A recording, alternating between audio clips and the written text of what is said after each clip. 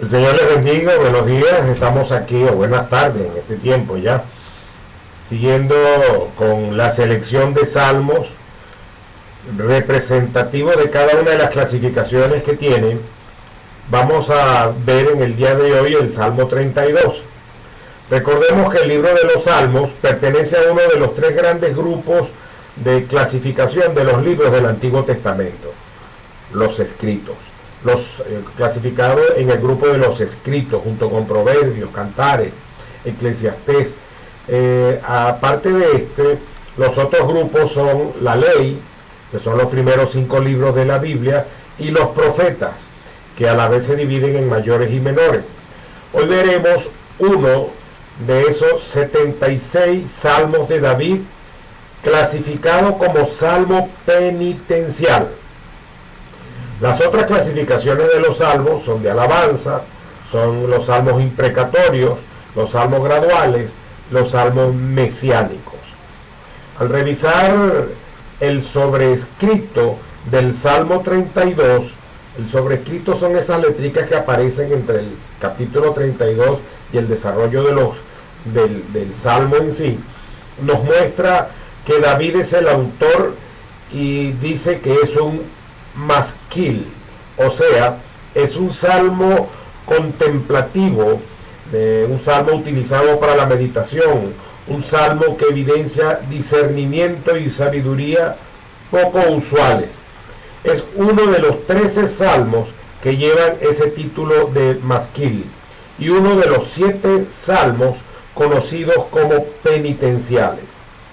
Es un salmo que refleja la tremenda angustia anímica que experimenta David después de haber pecado contra Betsabé y Urías, y la subsiguiente bendición del perdón. Este salmo trata de la bendición que se tiene y la bendición que se experimenta cuando el pecado es perdonado, y da una visión de las implicaciones psicológicas y religiosas del pecado y su remoción. El salmo podemos dividirlo en 2 bloques.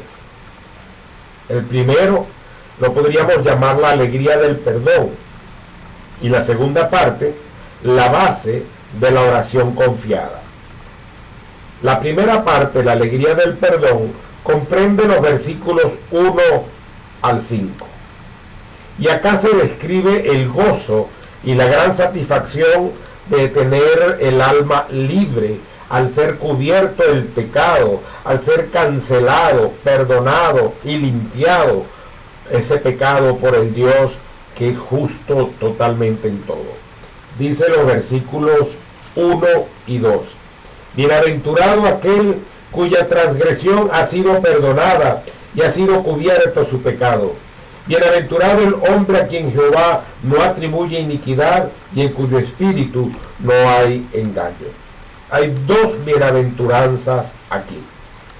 Esas 2 bienaventuranzas refieren que cuando el perdón se recibe, la persona llega a ser dichoso, feliz, en extremo, complacido y bendecido.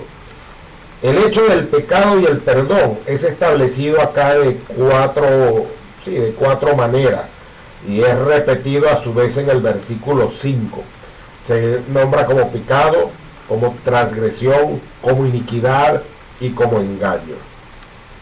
Entonces, esa cuádruple descripción del pecado, echémosles una miradita. Transgresión es una rebelión. Se usa la palabra que describe un espíritu de desafiante desobediencia voluntaria a Dios. Es interesante que cuando la persona de manera voluntaria se opone a lo que es establecido por Dios, se está oponiendo a Dios y se rebela no contra el hombre sino contra Dios. La segunda palabra que se usa es pecado, y esta palabra representa el desviarse del camino o del propósito que está establecido para la persona, y lleva la idea de errar el blanco, una deficiencia con respecto a la intención o el propósito, o sea, falló en cumplir el propósito y en satisfacer las intenciones para lo cual fue establecido. La otra palabra que se usa es iniquidad. Iniquidad, y esa palabra me llama la atención, que esa palabra iniquidad en hebreo es avon, así como aquellos productos que se vendían de belleza con la cual una joven pudo ser multimillonaria acá en Venezuela. Bueno, este es un vocablo que denota una perversión, una distorsión de lo que es recto o de lo que es derecho. Y el cuarto vocablo utilizado es engaño. Este es un autoengaño, o sea, un fingimiento, una simulación. Cada uno de estos conceptos constituye un delito moral y Dios se ocupa de ellos en su misericordia y en su perdón.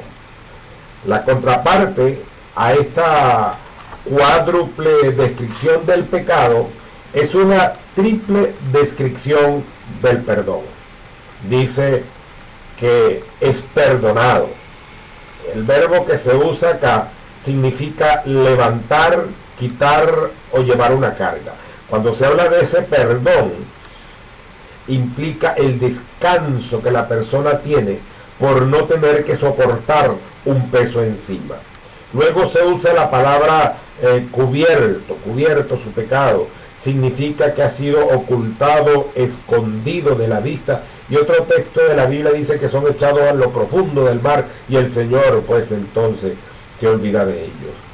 Y el tercer vocablo es que no atribuye, indica la cancelación de una deuda. Entonces, esta triple descripción del perdón nos lleva a que, o nos presenta, que nos es quitado un peso de encima, que los pecados dejan de estar a la vista de nuestro Dios y que la deuda ha sido cancelada, no se debe ya nada, Dios lo ha perdonado. David afirma de que la bendita condición del perdón o la bendita condición de la persona que ha sido perdonada se obtiene solamente cuando hay una absoluta sinceridad y honestidad de parte del hombre, primero en el reconocimiento de sus pecados, en reconocerlos delante de Dios, en exponerlos ante Dios y en clamar por su perdón.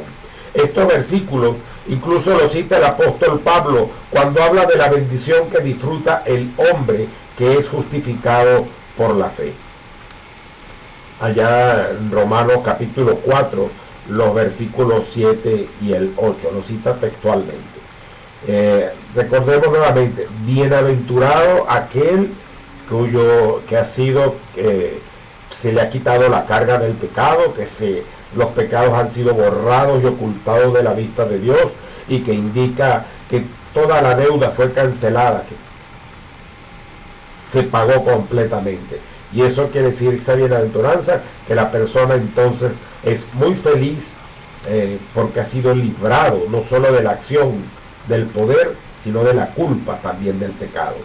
En los versículos 3 y 4 nos dice: mientras callé se envejecieron mis huesos en mi gemir todo el día, porque de día y de noche se agravó sobre mí tu mano. Mi vigor se convirtió en sequedades de verano. La carga del pecado. El pecado se convierte en una carga que consume y que destruye.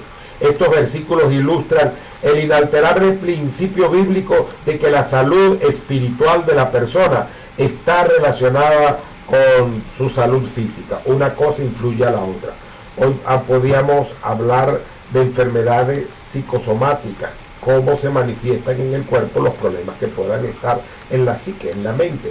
Entonces, el pecado se manifiesta, que el pecado que es interno y es una carga que llega a expresarse también en la exterioridad del ser, del cuerpo, de la parte física del hombre.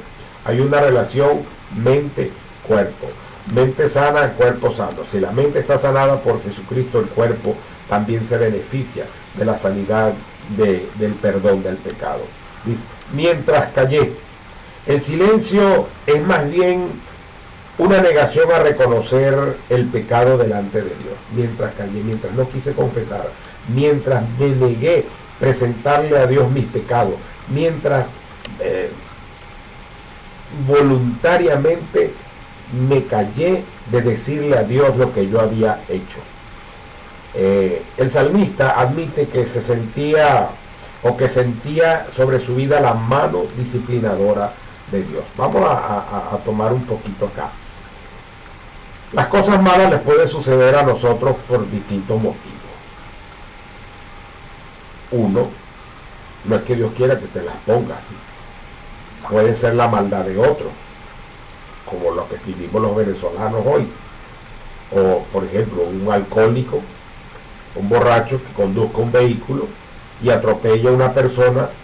¿Es la culpa de quién? ¿De Dios, de la persona que estaba parada en el sitio, o del borracho que venía conduciendo el carro? La maldad del otro fue la que lo afectó. Las cosas malas te pueden suceder por malas decisiones que tú tomes. Incluso tenemos el ejemplo de Job, donde Satanás pide permiso para meterse con Job, para que Job llegase a negar o a hablar en contra de Dios, lo cual no lo hizo. Entonces, esta acción disciplinadora que sentía David es por la otra parte, es que Dios también castiga nuestros pecados, tanto en esta vida como en la venidera. Si nuestra sangre, si nuestra vida, si nuestros pecados no están confesados, no estamos arrepentidos y no tenemos la salvación que el Señor nos da, entonces en la vida eterna también serán castigadas las personas. Pero acá en la tierra también las personas son castigadas por sus pecados. Pensemos en el ejemplo anterior, el borracho que conduce un carro y atropella a alguien. Ahora queda sobre su conciencia el acto de haber malogrado a la persona. Queda en su bolsillo los gastos de reparación o de pérdida del vehículo, más de atención de la persona que hirió. Queda en su cuerpo las lesiones que haya podido recibir él en el mismo choque por haber transgredido las leyes de Dios. Pero Dios también le puede azotar de manera diferente al usar el imperio de la ley, donde sirve la ley para que pague por su maldad, o por sus errores, o por sus pecados, o por lo que hizo, pues. Sin confesión de pecado ante Dios no hay alivio ni hay descanso. Permanecer de una manera obstinada en no confesar va a reducir el vigor de la persona, y va a experimentar una sequía espiritual que va a marchitar su vida, una sequía que va a afectarlo totalmente. El versículo 5 dice: mi pecado te declaré y no descubrí mi iniquidad. Dije, confesaré mis rebeliones a Jehová, y tú perdonaste la maldad de mi pecado. Aquí nos encontramos con el alivio de la confesión. Declaré y tú perdonaste. Te declaré mi pecado y Dios perdona mi pecado. Este es un proceso más que algo así instantáneo, porque primero viene el reconocimiento de una condición, porque a veces nosotros no reconocemos que estamos en una condición de pecado, o no reconocemos la gravedad del pecado que hemos cometido, y mientras vamos llevando la conciencia de ese reconocimiento, vamos confesando entonces el pecado. Y esa es la segunda parte, la decisión. La decisión es acción. La acción de confesar, una cosa es reconocerlo aquí, otra cosa es decidir confesarlo, es actuar en consecuencia. Y tercero, es dejar en las manos de Dios lo que solamente Dios puede hacer, que es perdonarlo. Él se ocupa completamente del problema del pecado. Por la simple confesión, el pecado en todos sus aspectos es perdonado completamente y es cubierto para que no siga siendo un tema entre Dios y el hombre. El pecado, sabemos que nace de la corrupción interior de la persona, de la iniquidad propia, de nuestras propias concupiscencias, que somos seducidos y atraídos. De ahí viene una manifestación exterior, porque se hace público, Lo que se pensó, lo que se atesora, se lleva, se expresa y se ejecuta. Y esa es una desobediencia rebelde, una transgresión, es mantenerse en una rebeldía. En eso consiste el pecado. La confesión del pecado solo debe hacerse directamente a nuestro Dios, a nuestro Señor. No encontramos en ninguna parte en la Biblia que uno tenga que irle a otro hombre, a otra persona, a confesarle los pecados, y mucho menos que la otra persona diga: yo te absuelvo, te perdono, rézate esto, di aquello, dale 4 vueltas a la capilla y entonces tú vas a ser perdonado. No. La confesión de pecados solamente se hace directamente al Señor, porque solo Él puede perdonar el pecado. Recordemos que solamente hay un mediador entre Dios y los hombres, y ese se llama Jesucristo. En 1 de Juan 1:9 nos dice: si confesamos nuestros pecados, Él es fiel y justo para perdonar nuestros pecados y limpiarnos de toda maldad. El segundo bloque de lo que hoy veremos está en los versículos 6 al 11, y es la base de la oración confiada, la sabiduría de la experiencia. El versículo 6 dice: por eso orará a ti todo fiel en el tiempo en que pueda ser hallado. Ciertamente en la inundación las caudalosas aguas no llegarán a él. El clamor a Dios debe ser ofrecido mientras que Dios pueda ser aún encontrado, porque va a llegar el momento en que la persona querrá clamar, querrá pedir perdón, querrá buscar a Dios, pero ya pasó el tiempo. Ya pasó el tiempo. Si la persona muere y muere sin Cristo, después no tiene oportunidad, aunque pague las 10.000 misas que tú quieras y gastes todo el dinero que quieras y lleves todas las flores que quieras al cementerio, ahí no pasa nada, porque la decisión se toma en vida. Debido a la disponibilidad del perdón de Dios, el salmista nos exhorta a que nosotros oremos de igual manera. El clamor a Dios entonces debemos ofrecerlo mientras Él pueda ser encontrado. Dice Isaías 55, los versículos 6 al 8: buscad a Jehová mientras pueda ser hallado, llamadle en tanto que está cercano. Deje el impío su camino y el hombre inicuo sus pensamientos, y vuélvase a Jehová, el cual tendrá de él misericordia, y al Dios nuestro, el cual será amplio en perdonar, porque mis pensamientos no son vuestros pensamientos, ni vuestros caminos mis caminos, dijo Jehová. El versículo 7 nos dice: tú eres mi refugio, me guardarás de la angustia, y con cánticos de liberación me rodearás. Aquí la implicación es que por el arrepentimiento se llega a una nueva esfera divina en medio de las tormentas de la vida. Lucas 13:3: si no os arrepentís, todos pereceréis igualmente. Sin arrepentimiento en vida, lo que queda es la condenación eterna. En aquel pasaje del rico y Lázaro, encontramos que el rico está en el infierno. Y él ahí estaba arrepentido de estar allí, pero ya para qué. Ahí ya no vale nada.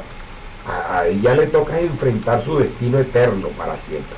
El versículo 8: te haré entender y te enseñaré el camino en que debes andar, sobre ti fijaré mis ojos. La aislada soledad del pecador, de aquel pecador que está impenitente, es reemplazada por una mutua comprensión. Aquí implica el vínculo ideal entre maestro y alumno, entre padre e hijo. Dios es el que conduce, Dios es el que instruye al creyente, Dios es el que debe guiar en las decisiones. Colocarse uno en la terquedad de no obedecer o de no seguir es acarrear sobre sí castigo y problema. Versículo número 9: no seáis sin entendimiento como el caballo o como el mulo, cuya boca ha de ser frenada con rienda y freno, de otro modo no se acercan a ti. La voluntad testaruda que se niega a acercarse a Dios y a ser enseñado por Él debe ser disciplinada por el juicio. El Señor dice: con cuerdas humanas te atraje, con cuerdas de seducción. El Señor usa los instrumentos humanos, las situaciones de la vida, incluso el dolor, y Él agrava su mano sobre nosotros para que nosotros nos volvamos hacia Él, para que podamos venir a Él arrepentidos, sometidos y sujetos a lo que Él tiene para nuestras vidas. Entonces, no seamos testarudos en reconocer lo que Dios quiere. Cuánto mal acarreamos sobre nosotros, sobre nuestra familia, sobre nuestra vida, por estar en actitudes y en acciones y en palabras que no generan nada bueno, son pecaminosas, están corrompidas, están dañadas, proceden de un mal corazón y no hay arrepentimiento, ni hay petición de perdón, ni hay cambio. Porque tienes que pedir perdón, pero tienes que apartarte. Ese es el arrepentimiento, apartarte de lo que estás pidiendo perdón, ponerte de cara a Dios para que entonces puedas ser bendecido. Versículos 10 y 11. Muchos dolores tendrá el impío, pero la misericordia cercará al que espera en Jehová. Oh justos, alegraos en Jehová y gozaos, cantad con júbilo todos los rectos de corazón. El pecado provoca misericordia o castigo. La diferencia surge de la confesión, el arrepentimiento que tú tengas, la confesión al Señor y el apartarte de ese pecado. La misericordia, el amor constante de nuestro Dios es tal que los justificados por medio de la confesión y el arrepentimiento y la aceptación del perdón divino tienen una fuente de puro deleite que surge de un corazón sin culpa. La paz es inseparable de la pureza. La pureza lleva a la paz. Bienaventurado, dichoso, felicísimo, nos presenta aquí el pasaje. Aquel que ha sido perdonado, como dice el versículo 1, cuya transgresión ha sido perdonada, ha sido cubierto su pecado. Bienaventurado el hombre a quien Jehová no atribuye iniquidad y en cuyo espíritu no hay un daño. No calles entonces, no te guardes la culpa, confiésala, apártate, arrepiéntete y mira de frente a Dios para hacer lo que Él quiere, lo que Él te dice, aunque lo encuentres en la Biblia, no te guste, no te parezca, pero la Biblia te lo dice y esa es la palabra de Dios. Obedécela, acéptala y mira a Dios de frente, pidiendo perdón, arrepintiéndote por lo que has hecho para que experimentes el perdón de Dios, la salvación de Dios, la ayuda de Dios, la bendición de Dios en tu vida. El Señor nos bendiga. Gracias, Padre, te damos por este tiempo. Permite que tu palabra se anide en nuestros corazones y que podamos disfrutar de la dicha del perdón, ser limpiados completamente y que aquellos que no te conocen y puedan haber visto este estudio, puedan acercarse a ti como el único que perdona, como el único que salva, y reconociendo a Cristo como Señor y Salvador, confesando sus pecados y apartándose de ellos para poder recibir la salvación que solamente tú ofreces. Ellos puedan invitar a Cristo a entrar a sus vidas, a entregarle el gobierno de sus vidas y disfrutar del perdón y de la vida que solamente tú nos das. Y en Cristo Jesús te lo pedimos y damos gracias. Amén. Amén.